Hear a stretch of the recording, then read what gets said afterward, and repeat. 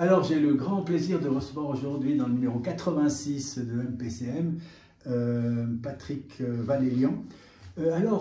Contrairement aux autres émissions que j'ai faites, j'ai un objectif aujourd'hui, je crois un objectif citoyen tout à fait sain, c'est que à la fois l'index et à la fois cette info aient des abonnés supplémentaires à la suite de cette émission, parce que peut-être on va essayer de démontrer qu'on a un certain intérêt public à ce qu'une autre forme de presse très différente, l'index et cette info, soit soutenue. Je mettrai les liens d'abonnement dans les différents supports. Donc ça, c'est l'objectif de cette journée. Alors peut-être, j'aimerais commencer, parce que les Valaisans peut-être ne connaissent pas Patrick Valélian.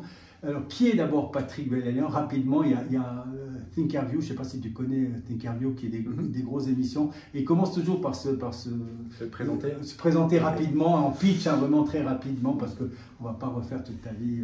Alors écoute, moi je suis simplement Patrick Valélian, 54 ans. Je suis un pur produit de l'école fribourgeoise, dans le sens que j'ai une formation universitaire en histoire et en géo à l'université de Fribourg. J'ai ensuite enseigné, je suis devenu journaliste, grâce à un certain Roger de Disbar, qui est mon maître dans ce domaine-là, puisque un jour il a décidé de me prendre sous son aile, et c'était un vrai plaisir. Le journaliste n'était pas une vocation, c'est devenu simplement, moi j'ai toujours pris ce métier-là comme un métier de curiosité, de plaisir, et surtout, comme l'enseignement, finalement, tu as une classe devant toi d'une trentaine d'élèves, enfin entre 20 et 30, là je me disais que finalement c'était le même métier, mais un métier qui était un métier avec une audience un peu plus large, quoi, et de vulgarisation et de transmission des savoirs. Voilà, après, depuis 10 ans, je mène une expérience comme... tu l'as dit tout à l'heure, 7.info qui est assez différente. Alors là, justement, mon deuxième billet, parce que je me suis dit avec Patrick Valélian, il faut que je prépare un petit peu plus mon édition. Je ne sais pas. Mais j'ai noté ici cette info. Alors, je pense juste dans quel contexte, parce que j'ai vu certains trucs sur Internet, peut-être expliquer qu'est-ce qui a fait que cette info a été créée. Il y a eu plusieurs facteurs, disons, concordants qui t'ont amené sur cette route. Oui, alors il y a plusieurs choses. Moi j'ai fait ce qu'on appelle du journalisme de guerre, du grand reportage et du journalisme de guerre, et j'étais à l'hebdo à l'époque, et donc c'était, bon, je partais régulièrement, j'étais régulièrement à l'étranger, et dans des situations parfois compliquées. Donc j'ai couvert notamment la révolution en Égypte, j'ai couvert le début de la guerre en Syrie, et là il y a eu une casse, un copain journaliste était tué, alors qu'on était en reportage, et puis c'était pas le premier ni le dernier événement lié à la problématique de violence faite à des journalistes sur le terrain, notamment le terrain de guerre, mais c'était la goutte d'eau qui a fait un peu déborder le vase. Et ça a été une grosse remise en question de ce métier-là, de ma manière d'appréhender le métier de journaliste. Et puis arrive à ce moment-là aussi l'Internet, de plus en plus les réseaux sociaux. On est quand même vers 2010, 2011, 2012, et une remise en question aussi de ce que c'est que notre métier, du sens de l'actualité, du sens aussi de chercher de l'information et de transmettre cette information, et comment aussi économiquement en vivre. Et l'expérience de SET finalement est née de tout ça, une espèce d'acte de résistance, de dire voilà, on fait du slow journalisme, on bloque finalement, on essaie de bloquer un peu le temps, et on se lance dans des sujets qui nous passionnent, nous intéressent, en partant du principe que ça va intéresser aussi notre public, et pas continuer cette course à l'information. On aura l'occasion de reparler de cette info. C'est peut-être juste, je veux juste présenter. Ils font notamment des MOOC, 7 MOOC. Là, il y a celui sur Albert Londres, le prince des reporters, puisqu'il a parlé des reporters de guerre. Donc, c'est des formats. D'abord, il y a une mise en page qui est vraiment très soigneuse. On va parler aussi du contenu, des mots, etc. Vous voyez que c'est des formats qui ne sont pas usuels. Je dis en souriant un tout petit peu que c'était un peu le format qu'on a utilisé, mais dans un tout autre cadre, lorsqu'on a fait les 2 numéros d'Index Mag. Béatrice Riand les avait édités et choisis, avec des gens de qualité, hein, 60 intellectuels valaisans. Et ici, on a vraiment des textes super de qualité. Alors justement, on va y revenir tout à l'heure, mais tu as parlé de reporters de guerre. Alors justement, qu'est-ce qui t'a poussé quand même dans cette fonction de journaliste qui est très particulière, indépendamment du caractère du danger, etc. Et j'ai souvent l'habitude de poser cette question, mais quand Patrick Valélian regarde le Valélian de 10 ans, est-ce qu'il fait un lien avec le fait d'être au départ de la guerre en Syrie, par exemple? Non, c'était pas. Alors, si tu veux, concrètement, ça n'a jamais été une vocation de me dire tiens, je vais aller me frotter à des situations dangereuses ou de se mettre en danger. C'était pas une vocation en tant que telle. Moi, ce qui m'intéressait, c'était d'aller dans les endroits où les choses importantes de ce monde se passaient. Et puis de donner la parole aussi aux gens qui ne l'ont pas forcément ou qui l'ont de manière trop rapide, quoi. Et c'est tout le problème aujourd'hui des médias qui t'expliquent la guerre en Syrie ou l'arrivée des islamistes au pouvoir en Syrie en 1506 en t'expliquant que voilà, si tu as compris ça, ou en 2 minutes sur un réseau social, en t'expliquant que voilà, tu as tout compris à la situation de ce pays-là. Et là, moi, le journalisme de reportage, le journalisme de terrain, c'est surtout ça hein, qui était intéressant, c'était de partir sur le terrain, mais ça peut être dans une vallée parallèle de ma gruyère natale ou en Valais, ou moi je suis allé en Afrique dans des zones beaucoup plus pacifiques, ou aux États-Unis ou ailleurs. C'était pas le propos. Le propos, c'était d'aller là où ça se passait, là où il y avait des sujets intéressants, là où il y a des sujets qui pouvaient être intéressants aussi pour mieux comprendre la marche du monde. Et la guerre s'est imposée, alors c'était pas systématique, mais la guerre, il y a une révolution en Égypte, il faut y aller. Il se passe des choses en Irak, il faut aller voir ce qui se passe. Et c'est pas forcément la ligne de front qui m'intéressait, mais en Irak, par exemple, c'était tout le trafic lié à la guerre civile, trafic du pétrole. Il s'avère qu'on était à un endroit, dans une ville qui s'appelle Irbil, qui est dans le nord de l'Irak, où en gros les grandes compagnies pétrolières canadiennes, américaines, françaises, turques, chinoises, etc. négocient en vase clos autour d'un petit déjeuner, alors que des gens crèvent de faim, ou un peu plus loin, ou puis c'est dans un 5 étoiles, c'est tout un univers vraiment passionnant. Donc il faut y être pour voir un peu ce qui se passe et comment fonctionne ce monde. Et c'était ça, moi, l'intérêt finalement de l'investigation que m'a donné, et aussi le goût de l'investigation que m'a donné Roger Disbach quand je suis arrivé dans ce métier-là. Et encore une fois, hein, ce n'était pas une vocation, ce n'était pas un truc que je me suis dit, tiens, à 5 ans, j'ai à tout prix envie de devenir journaliste. Moi, à 5 ans, je voulais devenir historien.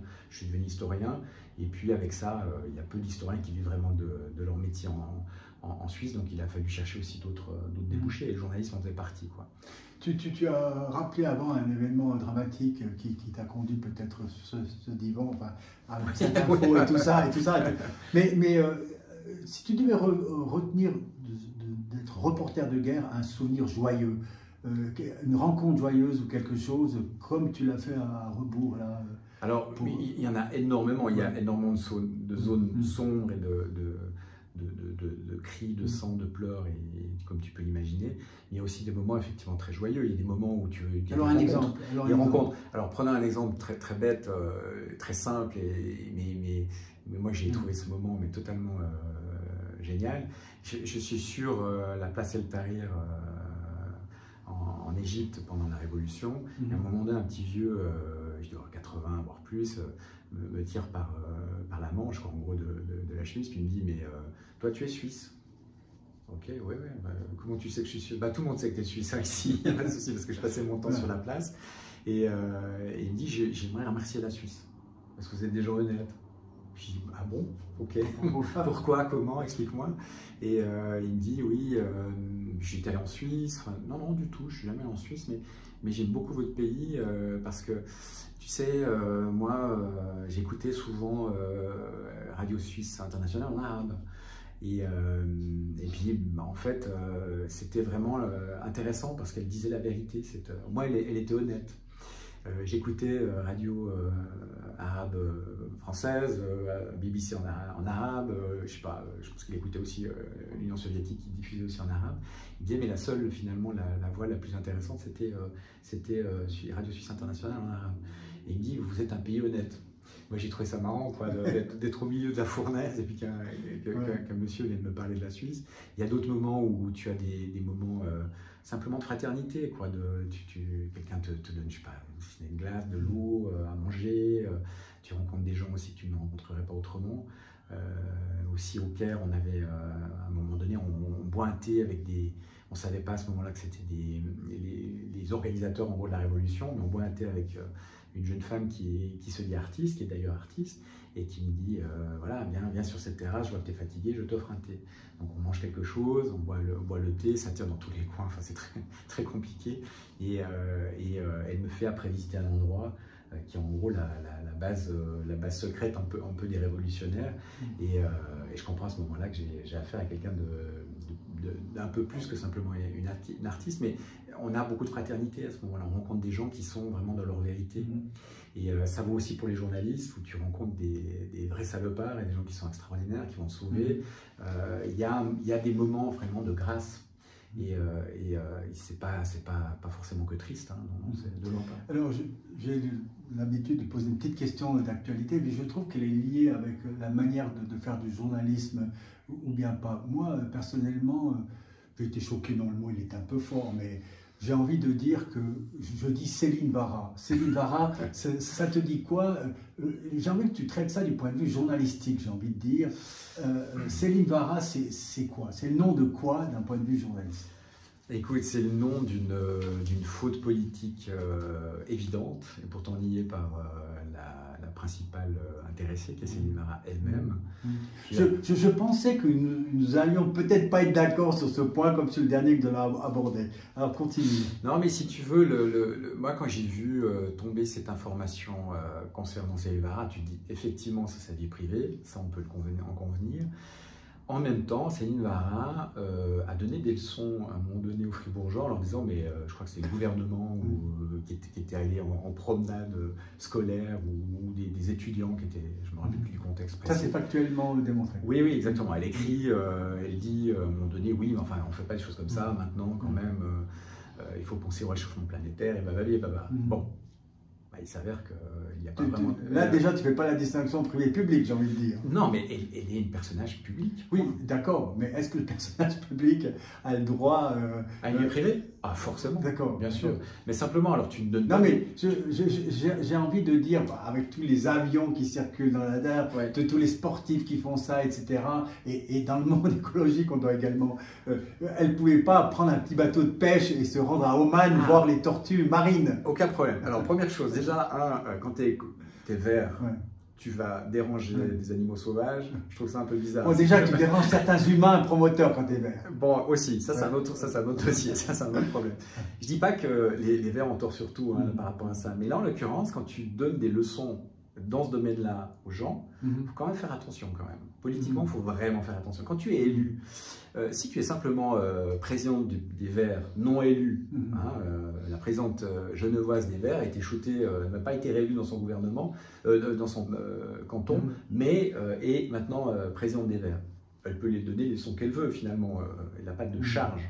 Quand tu es conseillère d'État élu, tu as quand même une obligation d'exemplarité. Je te donne un exemple. Didier Castella, dans le canton de Fribourg, qui se fait quand même choper 3 fois, je crois 2 fois, 3 fois, avec un petit peu trop d'alcool dans le sang. Bon, la dernière fois c'était 0,6, 0,5, enfin, bref, tu te dis c'est quand même pas... Mais quand même, il doit donner l'exemple, quoi. Je veux dire, sur le fond, il est quand même un élu, il doit donner l'exemple. L'élu doit être propre. Il doit quand même donner une forme d'exemplarité. Je ne dis pas qu'il doit laver plus blanc que blanc, mais pour revenir sur cette élue neuchâteloise, ce qu'elle devrait faire, ce qu'elle fait quand ça se sait cette histoire-là, au lieu de dire un, c'est ma vie privée, et deux, on m'attaque parce que je suis une femme. Ah bon, ça, j'ai pas vu ça. Ce qui est une bêtise, parce que finalement, deux poids, deux mesures, de nouveau, tu es une politicienne, donc on ne doit pas te traiter comme un politicien. Enfin, c'est ridicule, on est quand même au temps de l'égalité, donc il faut aller jusqu'au bout de l'exercice. Ce qu'elle aurait pu faire, c'est dire, écoutez, oui, j'ai fait une erreur, je vais sensibiliser, peut-être dans mon programme politique, je vais être beaucoup plus sensible à ces questions-là, et je vais y travailler. 2, je vais peut-être rembourser aussi le voyage ou participer, je sais pas, donner 10 000 francs ou 20 000 francs à une association écolo ou autre. C'est le conseil de communication que tu lui aurais donné. Moi, à sa place, chef de communication. À sa place, franchement, même comme politicien, si j'étais élu, j'aurais fait un truc dans le genre pour dire effectivement, j'ai fait une connerie. Avant de cet entretien, j'ai lu ce matin par hasard dans mon lit sur le Natel une opinion, une libre opinion. Oui. Je ne sais pas si c'est dans le Blick ou bien pas, de Mauro Poggia, Oui. qui n'est pas tout à fait dans le même champ politique que Céline Vara, et qui en fait se dit, mais dans une pipe, est-ce que c'est ça la politique? Est-ce que c'est ça le journalisme? Est-ce que c'est ça qu'on doit mettre en avant pour vendre du papier ou pour faire accéder le citoyen à plus d'implication dans la cité? Est-ce que c'est ça qu'on doit faire? Mais en même temps, si tu veux, ça pose alors, la question se pose, on est d'accord. Est-ce que les politiciens doivent être beaucoup plus exemplaires que les autres? Ma réponse est oui. Ça, c'est une évidence. Ils sont payés pour ça, c'est leur boulot. Ça ne veut pas dire qu'ils doivent être, comment dire, caricaturaux non plus, hein, parce qu'on en connaît dans chaque canton qui ont fait des, qui ont leurs petites bêtises et qui sont quand même toujours au pouvoir. C'est pas le problème. La question, c'est de pouvoir aussi utiliser, quand il y a un débat public, et en l'occurrence là, il y a un débat public, les gens sont choqués par ce deux poids deux mesures, de pouvoir en parler. Et pas d'utiliser non plus l'argument de oui, bon, on m'attaque parce que je suis une femme. Ça, c'est trop facile. On ne t'attaque pas parce que tu es une femme, on t'attaque parce que tu as donné le son sur ce thème-là à quelqu'un d'autre et parce que simplement ton parti donnait le son à tout le monde. Donc, la vraie question, et en plus, moi, ce que je trouve passionnant, c'est que ça pose le débat aussi de la question comment dire, des vols en avion, de l'impact sur l'environnement et ainsi de suite. Ça repose ces questions. Alors, en même temps, on en parle. En voulant voir les tortues marines, elle a finalement fait acte citoyen pour que le débat entre dans la place publique. On va lui remercier de cet art du marketing. Si tu veux, on va pouvoir remercier Blick d'avoir au moins lancé le débat. Après, qu'on se positionne. Pour lancer le débat, je pense on pourrait prendre tous les sportifs, mais bien sûr, voilà. Nous déjà pour commencer, est-ce que c'est nécessaire forcément de prendre l'avion? Est-ce que l'impact qu'on peut avoir sur la planète, il est intéressant d'être sensible à ces questions-là. Après, est-ce que ça va changer ta manière de vivre? Moi, je ne pense pas forcément. Ça, c'est un autre point de vue, parce que c'est pas forcément évident de se positionner, d'être toujours dans la ligne du parti, j'allais dire. Et puis on a vu ce que ça a donné, hein, quand même les pays où on était dans la ligne du parti, ils ont viré plutôt cramoisi et ça s'est pas forcément bien terminé. Moi, je pense que les gens sont libres, et là, en l'occurrence, cette politicienne est totalement libre de faire ce qu'elle veut. En même temps, il y a un décalage. Et le public a raison de réagir en disant, mais attendez, vous donnez à un moment donné des leçons là, est-ce que vous les appliquez à vous-même? Vous ne pouvez pas nous dire de faire comme ça et en même temps, vous faites autrement. Et ça, par contre, là, le peuple a raison. Ça, tu ne peux pas le nier. Le peuple a raison de dire, mais attendez, là, quand même, il y a un décalage. Et donc, le débat, moi, je le trouve intéressant à ce niveau-là. Après, tu ne peux pas sortir aussi comme politicien, élu, je reviens là-dessus, ma vie privée, non. Il y a un certain nombre de choses qui sont dans la vie privée, mais quand les actes sont publics, en l'occurrence, c'est pas... Là, on n'est pas dans sa chambre à coucher, hein. On est vraiment dans un vol, une compagnie aérienne. On est sur un informateur, certains appelleraient ça un délateur, qui se trouve dans son hôtel et qui décide d'appeler le Blick, etc. Mais c'est vrai qu'avec ces réseaux sociaux interconnectés, etc. Mais encore une fois, ça veut dire que quand tu es politique, il y a des choses que tu peux faire, des choses que tu peux plus faire. Mais c'est un peu normal. Je veux dire, sur le fond, un avocat ne peut pas faire... Donc tu lui conseillerais pas l'année prochaine d'aller voir les baleines en Grenade? Il y a leur bateau, je sais rien. Non, mais je pense que ça pollue aussi pas. Je change de tout au tout maintenant, et je pense qu'il y a peut-être un point sur lequel qui a une certaine importance. Et là, je ne crois pas que ça a une importance pour tous les journalistes et puis pour tous les avocats, pour tous les gens qui aiment la langue, c'est les mots. Alors, je trouve que, enfin, d'après ce que j'ai pu voir, etc., c'est quelque chose qui te marque, parce qu'après, on va déboucher sur le slow journalisme. Mais avant ça, j'aimerais ton rapport aux mots et pourquoi c'est important. Alors, je pense qu'il faut, pour reconquérir le public, parce qu'effectivement, aujourd'hui, on est quand même dans un domaine d'activité, un secteur économique qui est sinistré et je pense qu'on n'est qu'au début de la mort d'une forme de journalisme et d'un rapport au public de ce métier-là. J'interromps. Oui. Allez voir pour vous abonner à 7.info et à l'index. Bonne idée. Non, mais effectivement. Mais parce qu'à un moment donné, on a commencé... et moi, un jour, je te confie ça, je ne te dis pas qui c'est, mais c'est un politicien qui m'a dit ça. Un jour, il me dit, ce que tu fais avec 7, en gros, c'est donner du caviar au cochon.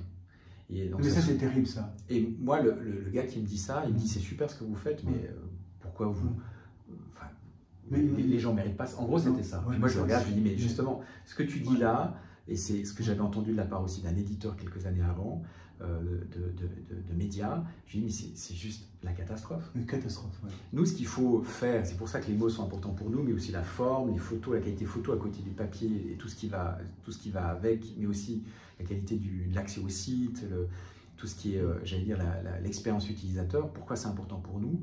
Parce qu'il faut convaincre les gens que ce que nous faisons a une valeur aussi en tant que tel, en tant que contenu, mais en tant que forme aussi, en tant que rapport aux gens. Et le mot est important aussi parce qu'il faut pouvoir convaincre aussi les gens qu'on fait mieux quand même que ChatGPT. Moi, Seth est aussi né d'un constat. C'était en 2010, 2011-2010. Ah oui, j'ai lu ça. Je suis à San Francisco et je tombe sur des gens qui commencent à me parler de robots qui sont capables d'écrire des dépêches. Il faut savoir qu'une partie des contenus que tu as sur les réseaux sociaux sont écrits depuis très longtemps par des machines. Ouais. Il y a beaucoup de chapeaux de la presse dite romande aujourd'hui qui sont écrits par des non-journalistes, par des robots. Par des machines, mais les dépêches, on va en parler un peu, les dépêches d'agence et beaucoup de choses sont faites aussi de cette manière-là.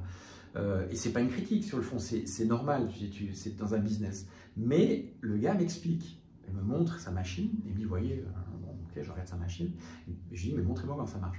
On reçoit une information, je sais plus, une information politique américaine, la machine va chercher des informations sur les réseaux sociaux, reçoit des informations des partis politiques, et il me dit, ce qu'il y a de génial dans ma machine, c'est que je peux vous écrire 3 textes différents, si je veux, sur la même problématique. Alors je lui dis, ah bon? Il me dit, oui, un texte neutre. Okay. Un texte plutôt de gauche, un texte plutôt de droite. Et le gars, ni une ni deux, me fait défiler les textes, et qui étaient très bons. Et je me suis dit, mais là, c'est la fin du journalisme. Le journalisme qu'on connaît d'actualité, les sites internet gratuits, comment vont-ils survivre quand tout ça se généralisera et on avait estimé qu'en gros, ça devrait arriver vers 2019-2020. Entre deux, il y a eu le Covid, ça a repoussé un peu l'arrivée de ChatGPT, mais c'est ce qui se passe aujourd'hui. Aujourd'hui, beaucoup de sites internet gratuits aux États-Unis ferment ou sont en difficulté parce qu'en gros, tu n'as plus besoin d'eux pour accéder à une information gratuite. Tu vas demander à ChatGPT tous les matins de te faire une revue de presse, il te l'a fait. Alors, on parlera de tes livres, et moi, le livre aujourd'hui que je veux recommander, c'est celui-ci. Alors, en fait, c'est assez charpenté, c'est assez difficile, de Eric Sadin, La vie algorithmique, critique de la raison numérique. On va parler un peu de l'IA, peut-être si on a le temps tout à l'heure.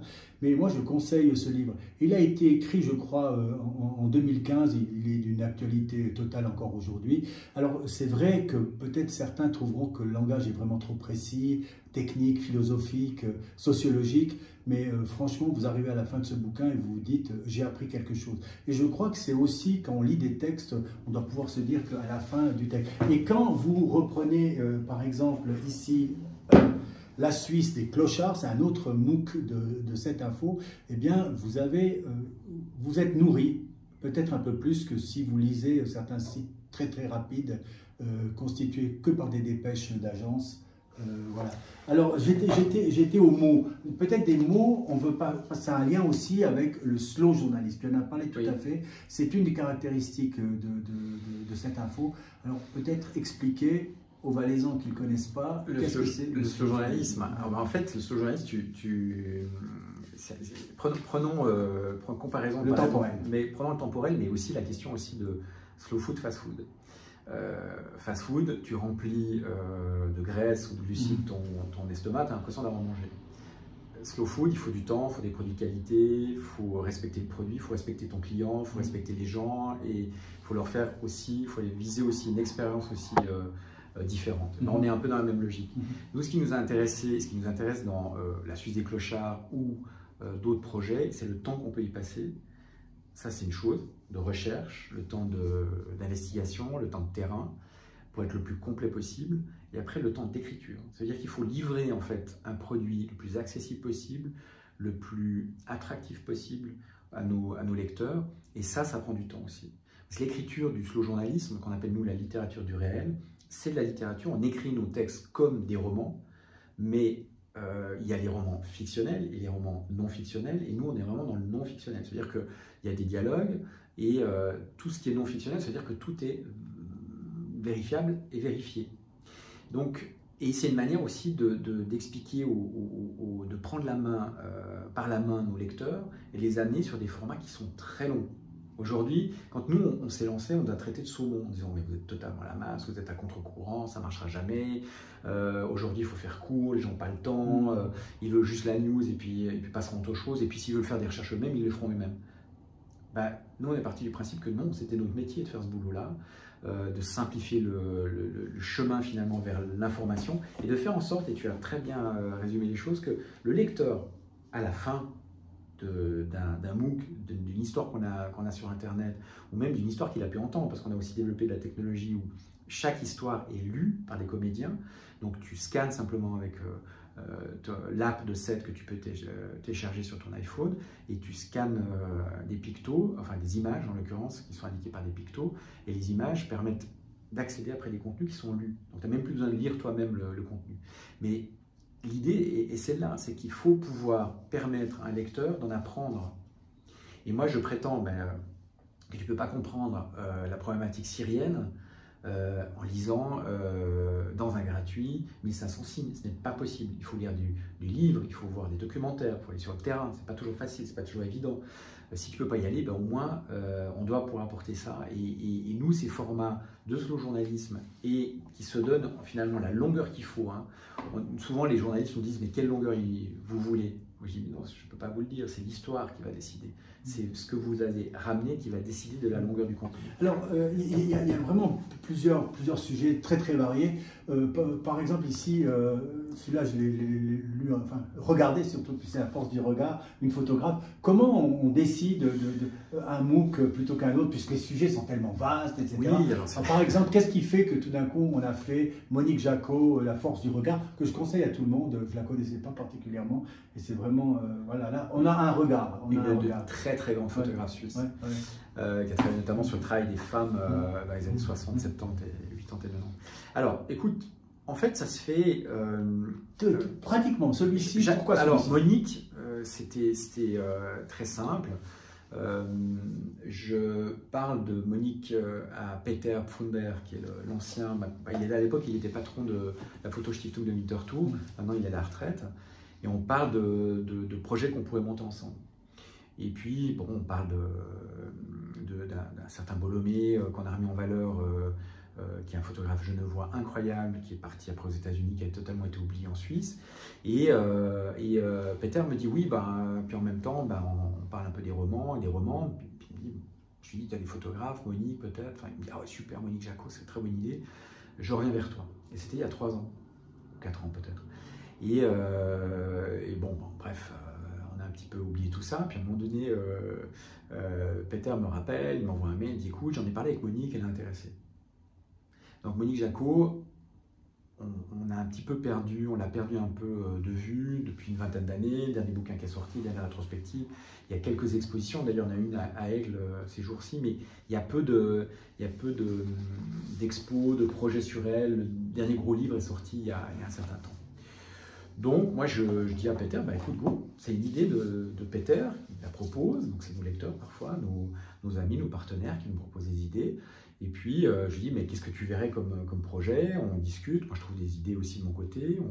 On commence à créer le MOOC, ça prend en gros en général une année et demie pour monter les choses. Après, je vois Monique, qui, parce qu'elle vivait en l'occurrence à Épaisse. On se voit chez elle, elle me présente un petit peu son atelier. Moi, je la connaissais un petit peu par la bande, je l'avais croisée à des vernissages et autres, mais je la connaissais pas plus que ça, quoi. Et donc, on passe 2 heures, 3 heures à discuter du projet. Elle me dit, ah, mes photos, faut pas que vous me les... Là, j'ai vu que vous coupiez parfois les photos, enfin, pas couper, mais enfin, vous les mettez dans le pli, j'aime pas trop ça. Enfin, on se met d'accord sur le contenu. Je lui dis, écoutez, on a déjà travaillé avec Peter, on a envie de faire en tout cas une grosse rétrospective au travail sur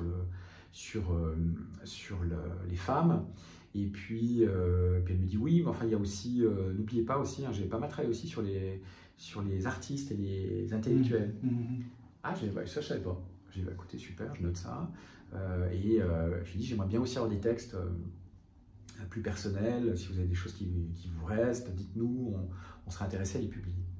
Et au final, en fait, ce qui devait être un hommage du vivant de Monique est devenu un hommage après son décès, parce qu'elle a décidé de partir avec Exit. Ça ne me l'avait pas dit, mais je la sentais apaisée, elle était prête, elle me dit écoutez, moi je suis au bout de ma vie, donc voilà, moi je suis heureuse maintenant, mes enfants sont là, et quelques jours plus tard, j'ai appris qu'elle était partie, quoi. Et donc on a créé le MOOC sur cette base-là, et on a eu un petit peu de retard, parce qu'effectivement, il a fallu récupérer un certain nombre de photos, scanner, rencontrer du monde, et puis le MOOC s'est créé de cette manière-là. Simplement. Il y a d'autres MOOC qui se créent sur... on a des sujets qui nous sont proposés, qui arrivent, qui sont réalisés, et petit à petit on se dit, bah, tiens, ce sujet qu'on a mis en ligne, essentiellement les sujets sont mis en ligne en premier, hein, puis après ils deviennent des MOOC ou des livres ou d'autres formats, même des spectacles de journalisme, hein, ça nous arrive aussi de monter ça. Petit à petit la matière se met en place, et devient, finalement on se rend compte que ce thème-là, plus ce thème-là, plus ce thème-là, ça peut faire un MOOC sur les animaux. La problématique par exemple des SDF en Suisse, on s'est rendu compte, c'est un travail qu'un photographe me propose, Charles Habib, il habite à Bâle, il dit « Ah, j'aimerais faire un portrait d'un SDF ». Et puis je lui demande un peu sur quoi il travaille, comment il rencontre ces gens, comment ça se passe. Puis je dis, mais à un moment donné, t'en as d'autres sous la main, enfin tu te rencontres d'autres. Tu peux aller en rencontre, tu peux donner un peu plus de profondeur à ton travail. Finalement, ça a pris 4 ans. 4 ans de travail où Charles a passé même des nuits avec eux à l'extérieur, et il en a rencontré plusieurs. Et l'intérêt du projet, c'est pas simplement de les prendre en photo, mais aussi de comprendre comment ils en sont arrivés là, d'avoir des documents qui le prouvent, d'avoir des témoignages, de pouvoir aussi avoir Charles qui les voit sur la longueur, et d'avoir un temps qui permet d'avoir quelque chose de beaucoup plus personnel, de beaucoup plus pointu. Et l'enquête nous a permis aussi de découvrir qu'il n'y a pas de statistiques sur les SDF en Suisse. C'est-à-dire que les gens qui vivent dans la rue en Suisse n'existent pas. Si tu n'as pas de statistiques, ça n'existe pas. C'est pas un sujet politiquement. Personne ne va s'occuper de ces gens-là parce qu'on ne sait même pas combien il y en a, on ne sait pas où ils sont, on ne sait pas comment ils vivent, comment ils meurent, enfin voilà, on n'en sait rien en fait. Est-ce qu'il y a une disparition du journaliste de la forme, etc. Peut-être on va aborder cette question, mais moi ce qui m'intéresse, est-ce qu'il n'y a pas une responsabilité finalement du journalisme dans cette comment on dirait, déprédation du métier, dans le sens, par exemple, je lis aujourd'hui, par hasard, je ne suis pas abonné parce que c'est très cher, Gotham City, c'est aussi une autre formule financière. Et puis, il y a aujourd'hui, je l'ai mis aujourd'hui à l'index, le fait qu'un taxateur fiscal, il est poursuivi pénalement pour des actes de corruption. Ici, on est en Valais, on a des médias qui sont financés par de l'argent public aussi. Et puis, j'ai envie de dire, mais comment, tout se sait en Valais, tout se sait en Valais. J'ai envie de dire, mais comment ça se fait? Et est-ce que c'est pas aussi lié au fait que finalement, il y a des sujets qu'on n'aborde pas, qui, pour moi, sont d'intérêt public, d'accord, et je prends un seul exemple, parce que je le connais très très bien, c'est celui de l'affaire des constructions illicites de Verbier, qui a été déclenché par le Nouvelliste, qui est quand même le quotidien numéro 1 du Valais, etc. C'est une affaire qui dure depuis 10 ans, qu'on a pratiquement occulté, alors que pour moi, et vraiment je le dis sérieusement encore une fois à la face du caméra, c'est le scandale institutionnel de l'histoire contemporaine du Valais par excellence, à cause du nombre de personnes impliquées, des méthodes, la méthodologie, etc., des modalités. J'ai envie de dire, mais est-ce que c'est pas aussi une des causes du fait que finalement les simples gens, finalement ils se disent oui, il y a des clochards, on aimerait les rencontrer, oui, il y a des corrupteurs et des corrompus, oui, et que finalement, ben non, c'est peut-être mieux de laisser ça sous le tapis.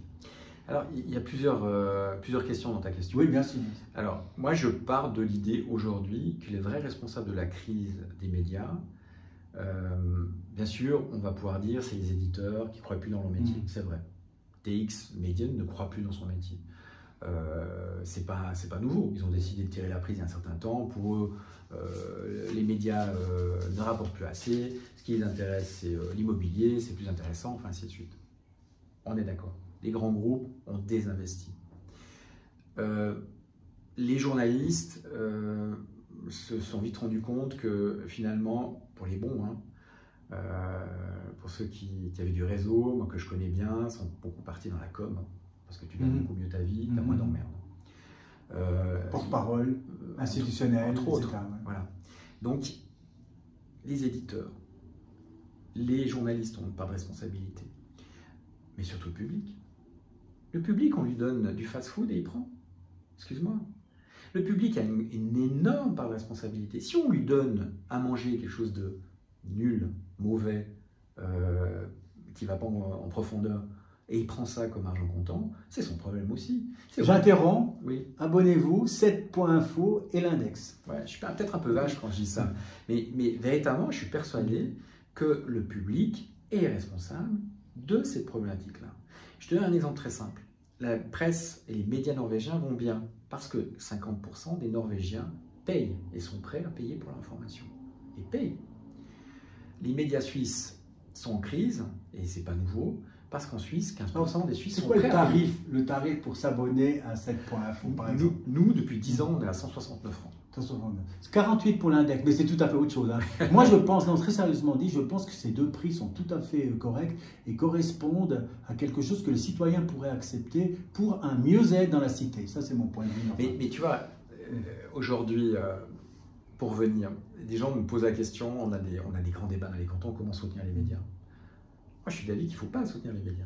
Je veux dire, pourquoi tu veux soutenir, prenons l'exemple de la RTS, prenons l'exemple de la RTS. Mais c'est une vraie question, c'est une vraie question.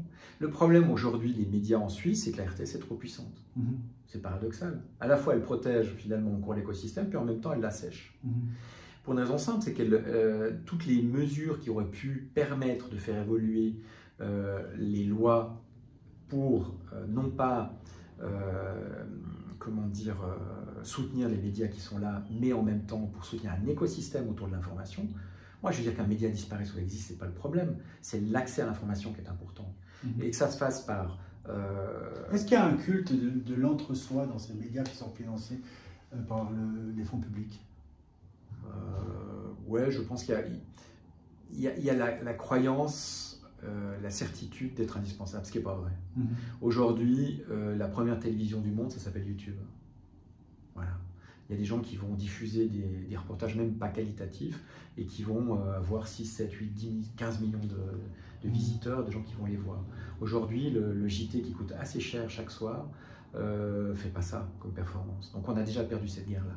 Et pour revenir sur la question pourquoi les Norvégiens payent plus et nous, on est à 15%, parce que l'État a simplement inscrit, notamment dans la Constitution, l'État soutient un débat public de qualité et varié, ce qui a permis de mettre en place notamment une institution, une espèce d'autorité de surveillance et de compétences autour de la question des médias, qui soutient les médias dans leur but numérique, qui soutient un débat public, qui va soutenir des recherches, des enquêtes.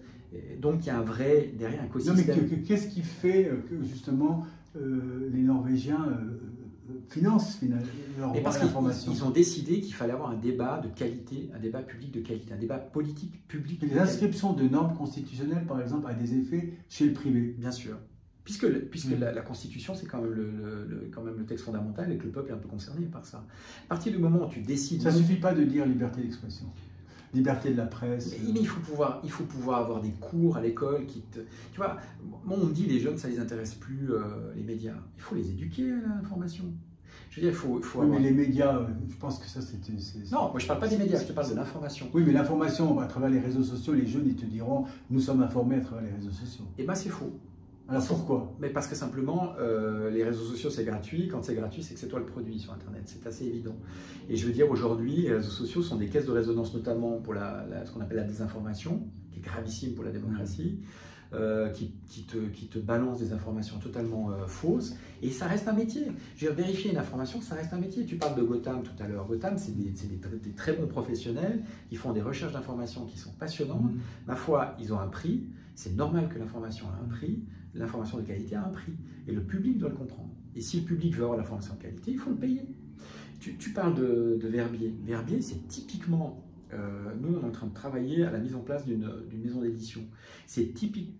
typiquement un sujet pour un livre d'enquête au long cours sur qu'est-ce qui s'est passé. Je m'inscris comme auteur, je suis très très bien informé et je pense être beaucoup plus objectif que ceux qui m'écoutent en ce moment, mais enfin ça c'est un autre problème. Mais tu n'es même pas obligé d'être objectif, il faut être honnête. Ah voilà. Tu vois, avec des sources d'informations très très bonnes. Et puis surtout, tu dois avoir des sources d'informations qu'on puisse vérifier, qui soient vérifiées, vérifiables. C'est ça le point de départ de l'information. Et si on casse le lien de l'information avec le public, bah, les gens te disent, mais je ne sais plus qui croire. Moi, je réponds toujours, c'est à l'église que vous croyez. On n'est pas là pour croire. On est là pour savoir si cette information elle est vraie ou elle n'est pas vraie. Donc, entre la presse d'opinion et la presse d'information, toi, tu es du côté de la presse d'information. Et moi, j'ai envie de te renverser ce truc en te disant, l'information, le choix déjà de l'information, c'est une opinion. Bien sûr. Mais si dur, moi, ce qui m'intéresse, c'est que les gens et le public, le consommateur, acteur finalement d'information, et le choix de ses armes sur le fond, qu'il puisse lire un quotidien, un site internet, qu'il ait des influenceurs à la limite, ça peut, enfin, ou je sais pas moi, la pluralité, quoi. Voilà, que cette pluralité lui permet des livres aussi, des expositions, on peut même faire une exposition sur ce qui s'est passé à Verbier en fin de compte. On peut en faire une roman graphique, on peut faire plein de choses. Ça touche des publics un peu différents, mais c'est ça qu'il nous faut. Aujourd'hui, ce qui se passe, c'est qu'on est en train d'appauvrir tout ça. On est en train d'assécher finalement le terreau, l'écosystème. Puis à un moment donné, il n'y aura plus rien. À un moment donné, et moi, quand on me dit aujourd'hui, des médias régionaux te disent il faut nous soutenir parce qu'autrement il n'y a pas de démocratie. Mais depuis quand la démocratie existe parce qu'il y a des médias? Je donne un exemple très simple. J'allais à Damas. À Damas, tu as 4 quotidiens ou 5 quotidiens différents. On ne peut pas dire que la Syrie de Bachar el-Assad était une Syrie démocratique. Il ne faut quand même pas déconner. Je veux dire, on ne peut pas dire que la Pravda était un média démocratique. On ne peut pas dire qu'à un moment donné, les médias régionaux, cantonaux, des cantons notamment catholiques, pour ne pas citer Nouvelliste et La Liberté, jusqu'à une certaine époque, ce n'était quand même pas des médias pluralistes et non plus d'une ouverture d'esprit extraordinaire. Ça a quand même évolué, et tant mieux d'ailleurs. Là, je présente un autre livre, Nexus, très connu de Yuval Noah Harari, qui a fait 2 autres livres, là, Homo Deus et puis Sapiens. Donc là, c'est sur l'interconnectivité. J'en viens à l'IA parce que finalement, l'IA est capable de produire des textes que les gens non avertis pourraient confondre. Je pense même qu'il y a des utilisations de l'IA qui sont faites par des systèmes institutionnels sans qu'on le sache, qui sont repris, et que si on n'a pas des techniques soit intellectuelles, soit algorithmiques, pour les confondre, on pourrait se retrouver. Et puis il y a ce fameux truc en anglais où on dit garbage in, garbage out, c'est-à-dire on met des ordures dedans, on ressort des ordures en quelque sorte. C'est quoi ton rapport presse-IA, puisqu'on sait que, comme tu l'as dit tout à l'heure, on peut pratiquement construire un IA en restant sur son canapé. Et je vois ce gars qui fait des émissions sur YouTube et qui se réveille le matin en disant voilà, j'ai gagné 500 francs parce que hier, j'ai envoyé mon livre sur les recettes de cuisine qui m'a pris 10 minutes pour le faire. Comment on s'inscrit quand on essaye d'avoir cette qualité de mots, de journaliste, etc. Je souris, mais parce que finalement, c'est un sourire un peu triste et caustique parce qu'on se retrouve dans une situation quand même très inconfortable. Mais aujourd'hui, avec la désinformation, tu fais énormément d'argent, plus que nous en essayant de faire de l'information, déjà pour commencer. Et l'IA est un outil. En parenthèse, il faut distinguer dans tous ces livres dont je vous ai donné la fausse information de la désinformation, qui est encore autre chose. La désinformation, on a une manipulation intentionnelle qui, des fois, dans la fausse information, n'existe pas. Donc, on a une volonté de nuisance par rapport à la vérité. Avec une stratégie sur le long terme. Avec une fausse information. Aujourd'hui, tu as une information X qui dit, je sais pas, il y a un attentat à un endroit, 50 morts, demain, il y en a plus de 20. C'est pas on peut pas, l'information était fausse parce que finalement, elle n'a peut-être pas été très bien vérifiée. C'est une gravité différente. Mais c'est autre chose que simplement une stratégie de propagande Comment lutter contre ça? Je crois que tu étais intéressé à ces questions. Alors oui, pour revenir quand même sur l'IA. L'IA pour moi n'est pas un ennemi, c'est un outil. Un outil. Point. Et donc il faut pouvoir l'utiliser pour ce qu'il est, pour vérifier des choses, c'est quelque chose qui nous permet d'aller plus loin aussi. Maintenant, notre réponse à tout ça, c'est le terrain. Le terrain, Le réel. Le terrain, le réel. C'est la littérature du réel. Mmh. Tu envoies des gens sur le terrain qui ne te disent pas « voilà ma vérité », et qui te disent simplement « voilà ce que j'ai vu ». C'est vachement différent. Mmh. Le journaliste, en fait, c'est pas quelqu'un qui détient une vérité. C'est pas quelqu'un qui te dit « ah, moi j'ai tout compris ». D'ailleurs, le scandale des subprimes, si on a vu ces films short par exemple, Oui. c'est des gens qui sont allés sur le terrain pour savoir si le terrain concordait avec les chiffres des traders qui étaient de l'autre côté du pays. Hein. Mais totalement, c'est exactement ce travail d'investigation, de terrain. Nous, notre boulot, c'est d'aller sur le terrain, d'être un témoin neutre, le plus neutre possible, le plus honnête possible, et de pouvoir encore de nouveau revenir avec des informations qui sont vérifiables. Parce que c'est ça, comment la science a évolué, parce qu'on a des infos, des expériences, des projets qui font que tu peux vérifier, donc refaire cette expérience et dire oui, ok, il a trouvé quelque chose d'intéressant ce gars. Et bien pourquoi on ne l'applique pas au journalisme? Ben oui, il faut le faire. On n'est pas là, personne ne nous a donné une espèce de bâton, on n'est pas Thor, on n'est pas Zeus, on n'est pas Dieu. Je veux dire, notre boulot, c'est simplement d'aller sur le terrain, de dire bah, j'ai vu ça, voilà ce que je vous rapporte. Point. C'est ça notre rôle, ni plus ni moins. Après, il y a d'autres métiers dans le journalisme qui sont les éditorialistes, qui sont des gens qui ont des avis, mais voilà, avoir un avis plutôt. Oui, c'est bien. Si tu as un avis, j'ai un avis, c'est chouette. On peut en discuter pendant un certain temps, mais ça n'a pas plus de valeur que ça. Par contre, moi, mon boulot, quand je fais du journalisme, c'est de ramener des faits sur lesquels tu peux commencer à travailler. Et c'est le boulot que j'ai appris, moi, en tant qu'historien, que géographe aussi. On m'a formé à ça, en fait, en réalité. Et c'est ce que j'applique dans ce métier de journalisme. Et c'est là que le public doit revenir, à mon avis, sur son exigence, de dire, bah voilà, ce qu'on veut, nous, c'est de la nourriture spirituelle, intellectuelle, politique, économique, enfin, de qualité. On ne veut pas que vous nous expliquiez que les subprimes, c'est super, on ne veut pas que vous nous expliquiez que notre ami, je sais pas, les voitures électriques, c'est très bon pour la nature, enfin, ça, non. Montrez-nous factuellement comment on peut réfléchir là-dessus. On ne vous demande pas de nous donner votre avis sur cette problématique-là, on vous demande de nous donner les outils pour comprendre le réel. Et c'est là que moi je suis le plus... Parce que finalement, cette tendance à éditorialiser, si tu veux, l'information, c'est une tendance de simplification et de fainéantise intellectuelle. C'est plus facile d'être autour d'une table sur CNews ou LCI ou même la RTS ou autre et à raconter, donner son avis, plutôt d'aller sur le terrain en Ukraine, en Israël, dans le monde, ou même à Verbier, et de faire un travail factuel, de dire voilà ce que j'ai pu voir, ce que j'ai comme information, voilà ce que je peux vous en dire. C'est un autre métier. Et c'est ce métier-là qui est en train de disparaître. Et c'est ça qui est triste en fait. Parce que simplement, finalement, tout l'écosystème est responsable de ça. Alors, j'ai pas répondu à ta question. Non, ça va. Non, mais non, c'est très intéressant. Je vois les minutes qui défilent.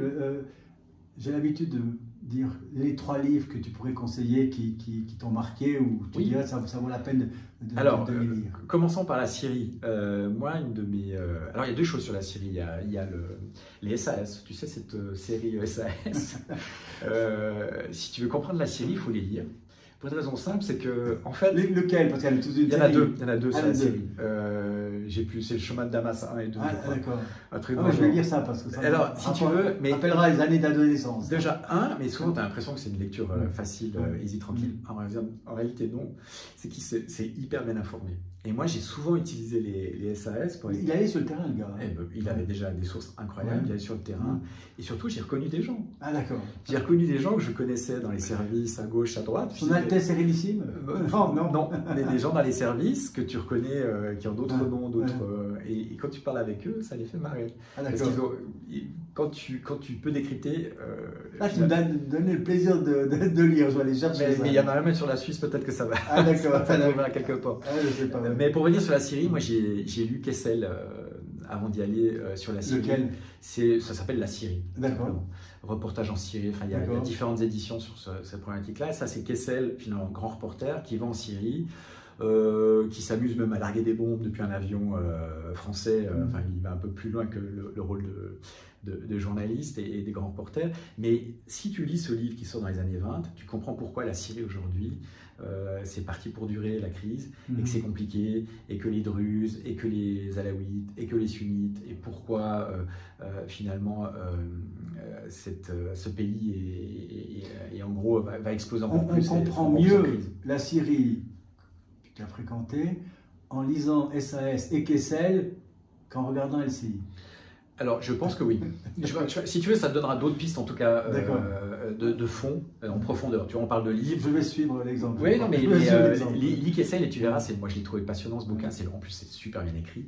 Et c'est aussi quelqu'un, Kessel, qui a utilisé le réel pour écrire des romans.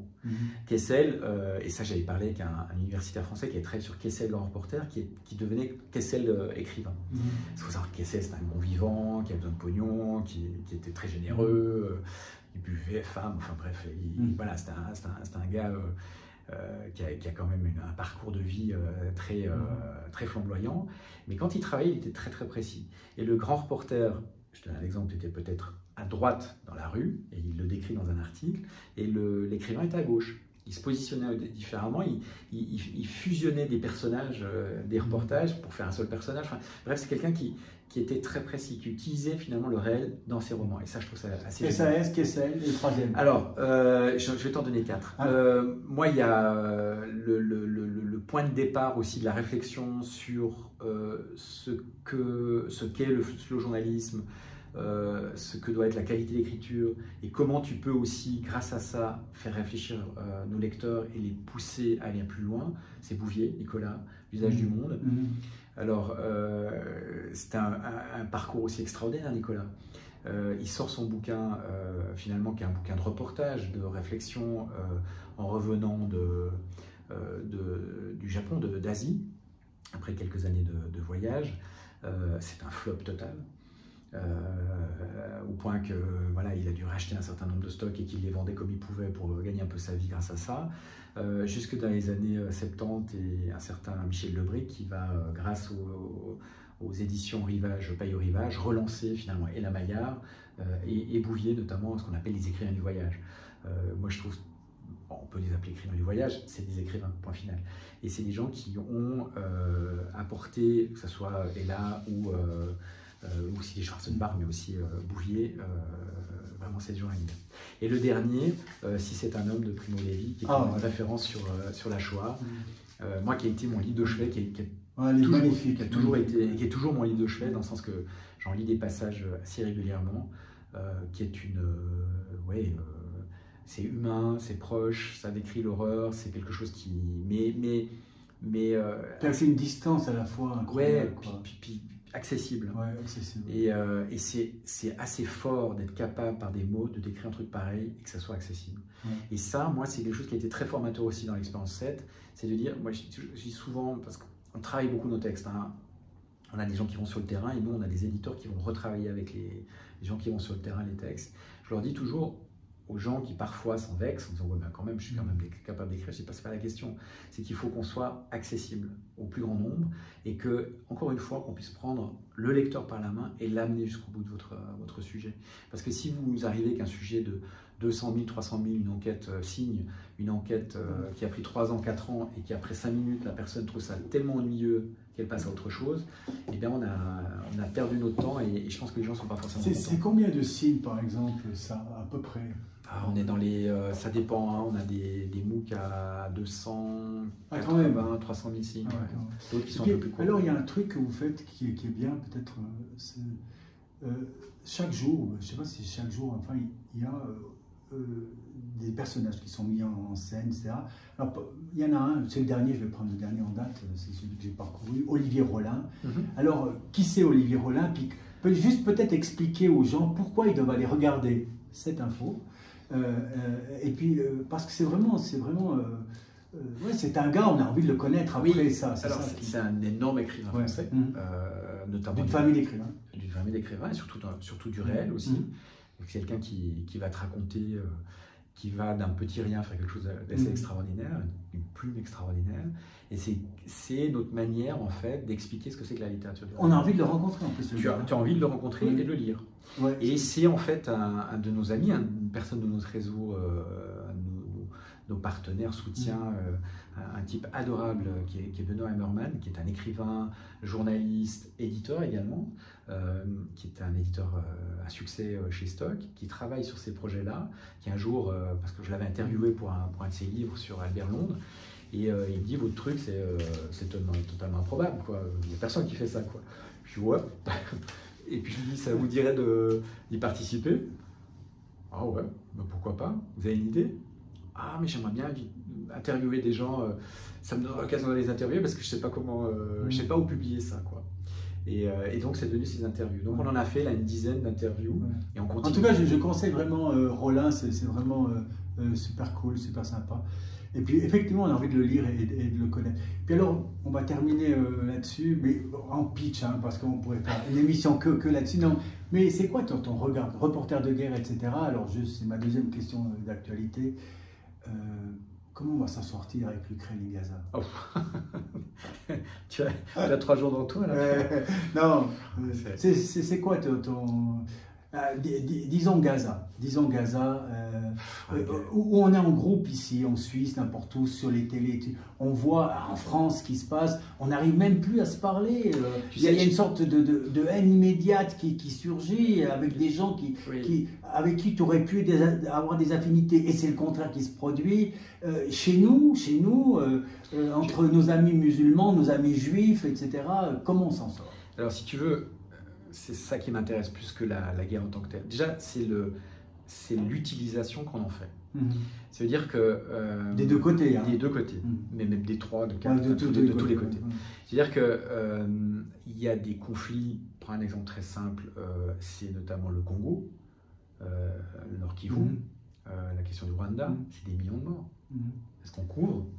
J'interromps. J'espère que vous allez regarder la prochaine émission de LPCM avec Soraya. On va parler du Congo. Alors, je pense que tu auras l'occasion d'expliquer tout ça. Dans le réel. Mais c'est des millions de morts et personne n'en parle. Il y a une vraie question de l'instrumentalisation de ces conflits. Et de pourquoi on les utilise, comment on a utilisé à un moment donné peut-être le Covid aussi pour un certain nombre de questions intérieures. Ça, c'est déjà moi, la chose que je trouve passionnante et intéressante à questionner simplement. Ça, c'est le premier point. Deuxième point, effectivement, aujourd'hui, on est suisse, on est en Europe, on a une focalisation sur un certain nombre de conflits qui nous concernent ou qui ne nous concernent pas directement, que je trouve étonnante.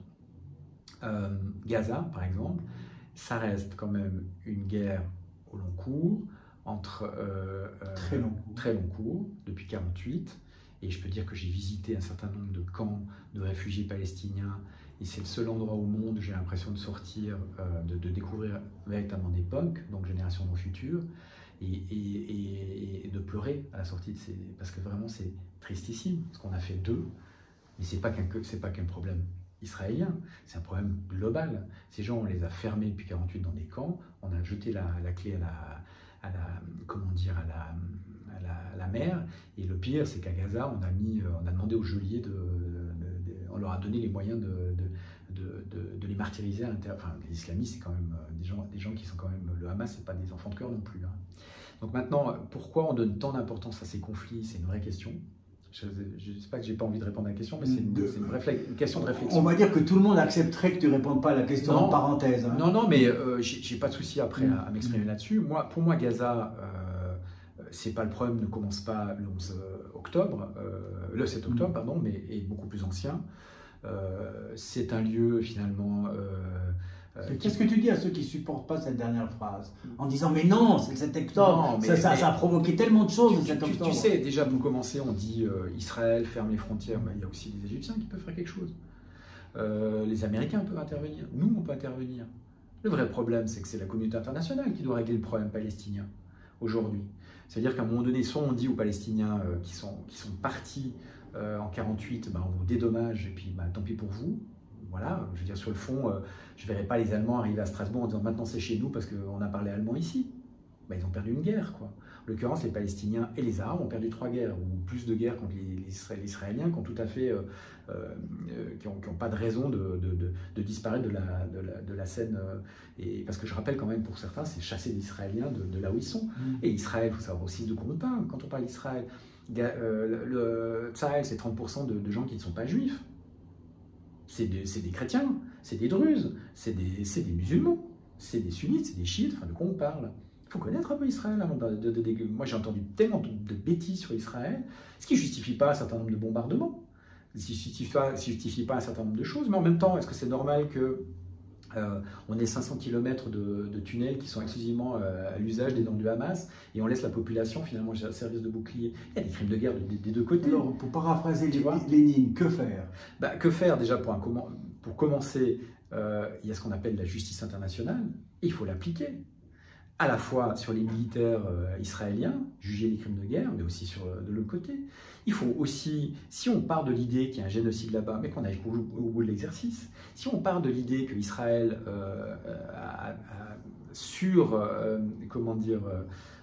réagit, qu'on aille jusqu'au bout de l'exercice, il faut le faire. C'est le droit, c'est la justice qui va régler le problème. Moi, quand je me promenais beaucoup dans le monde arabe à une époque, on ne parlait pas vraiment de démocratie, on parlait surtout de justice. On disait, mais vous nous traitez injustement, ce qui est à la fois totalement vrai et parfois totalement faux. Mais il y a une grande part de vérité derrière. Aujourd'hui, il y a une haine qui s'installe, par exemple, sur l'utilisation, la simple utilisation, je ne parle pas des actes, la simple utilisation du mot génocide. Est-ce que tu es en train de nous dire que finalement, cette opposition flagrante, on voit ce qui se passe en France, entre l'utilisation même du terme, par exemple par LFI et puis les autres, est-ce que ça doit être résolu par le droit international? Non mais franchement, c'est-à-dire par 7 juges qui vont dire à la planète entière ce qui s'est passé là-bas. Mais je pense que ce qu'on a appris de la Deuxième Guerre mondiale, c'est ça justement. C'est qu'on a jugé... Par les vainqueurs. Alors, c'est la justice des vainqueurs, on est d'accord. C'est la justice aussi, et c'est l'histoire des vainqueurs aussi qui toujours s'écrit. Mais en même temps, il faut commencer par une base. Et la base, c'est soit on est capable de se dire, bon, on va passer par la case justice et on va juger ce qu'il y a à juger, soit on va rester dans une situation de conflit éternel. Mais en même temps, ce conflit éternel, il arrange tout le monde. Quand tu vas dans le monde arabe... Moi j'adorais le droit international. J'ai vraiment aimé, je trouve que c'est passionnant, c'est incroyable, etc. D'un autre côté, ce qui m'en a détourné, quand j'avais 20 ans, je pense, ce qui m'en a détourné aussi, puis j'ai lu pas mal de trucs là-dessus. Je me suis dit, mais non d'une pipe, dans le réel, quelle est l'efficacité du droit international dans le réel? Et quand je vois aujourd'hui ma fille, 30 ans plus tard, qui étudie avec une remarquable professeure à Fribourg, qui enseigne au Collège de France le droit international, moi j'aurais envie de la rencontrer et de lui dire, mais non d'une pipe. Naturellement que c'est important, je suis un défenseur de l'état de droit, et d'un autre côté, ce qu'on voit, c'est l'opposé total du droit. Oui, ça s'appelle une guerre. Mais en plus, il y a le droit de la guerre. Ça, c'est un des éléments aussi. Il y a le droit de la guerre. On a le droit de la guerre, on est dans une guerre, et dans une guerre, il faut savoir que tous les coups sont permis. Il n'y a pas de gentils et de mauvais dans une guerre, il n'y a que des salauds. C'est ça la réalité. Je veux dire que ça soit en Ukraine, que ça soit à Gaza, que ça soit dans tous les endroits où les conflits, que ce soit Palestine, Pakistan, Inde et autres, il n'y a que des salauds. Ouais, Congo. Et donc, je veux dire, il faut déjà partir de ce point de départ-là. Et maintenant, comment s'en sortir? Prends l'exemple des Palestiniens. Aujourd'hui, les Palestiniens qui sont restés en Israël. On parle de... ça me fait toujours rire, apartheid. Alors oui, il y a des mesures, enfin bref. Mais en même temps, moi je cherche l'apartheid en Israël. Ça reste quand même une démocratie. Même imparfaite, mais ça reste une démocratie. Ça, c'est une utilisation abusive des mots quand même. Alors ça, on est d'accord. On est d'accord. Après, moi, j'ai aucune accointance spécialement avec Israël. Je suis très critique avec le régime, la démocratie israélienne. Oui, on ne peut pas comparer. Exactement. En même temps, quand on utilise Israël, par exemple, dans le monde arabe, c'est tu l'utilises pour cacher tes problèmes économiques. Quand on te dit, on parle de démocratie, on dit une démocratie à l'israélienne. On a beaucoup de propagande dans le monde arabe à propos d'Israéliens. Et les Palestiniens, qui sont, par exemple, au Liban, en Jordanie ou ailleurs, dans pas mal de pays arabes, ils n'ont pas reçu la nationalité de ces pays-là. Donc ils n'ont pas pu s'intégrer. C'était le problème 48 aussi. Mais oui, mais à un moment donné, cette guerre est perdue, il faut passer à autre chose. Après, ça ne justifie pas un certain nombre d'exactions, notamment des colons. Ça, c'est totalement dégueulasse et déplacé et scandaleux. Et ça, moi, j'en ai parlé avec des Israéliens, j'en parlais aussi avec des copains qui sont bien au fait de ces questions-là. Et c'est vrai que c'est une injustice crasse. Tu ne peux pas créer une démocratie sur une injustice. Et en même temps, ce qui se passe à Gaza, écoute, Israël a pris le parti, a profité de l'étincelle pour régler un certain nombre de comptes. Il y a quand même des faucons dans le régime, dans l'armée israélienne qui veulent régler un certain nombre de choses. On l'a vu avec le Hezbollah, on l'a vu avec un certain nombre de pays. On voit que l'Iran aussi qui a quand même tiré les ficelles. et ainsi de suite. En fin de compte, les Palestiniens, ils ont toujours été victimes de tout le monde en réalité. C'est tristissime, c'est une situation mais quand même dramatique. Et donc moi, je ne suis pas là pour dire il faut faire ci, il faut faire ça. Je me dis, le point de départ, si on a quelque chose, le point de sortie de ces crises, pour moi, ça reste quand même la justice, ça reste l'équilibre aussi politique, la discussion politique, ça reste la diplomatie plutôt que la guerre. Mais maintenant, quand tu es attaqué, je te donne un exemple très bête, la Suisse attaque la France, tue 2000 Français, qu'est-ce qui va se passer? Tu crois que les Français vont nous regarder en tournant les pouces en disant ouais, mais c'est pas grave, on fait une fondue puis c'est réglé? Bah non, c'est la guerre. Bon, alors je crois que le temps il passe et puis je dis merci pour ce moment et abonnez-vous à 7.info et puis à l'index. Merci. À bientôt. Merci à toi.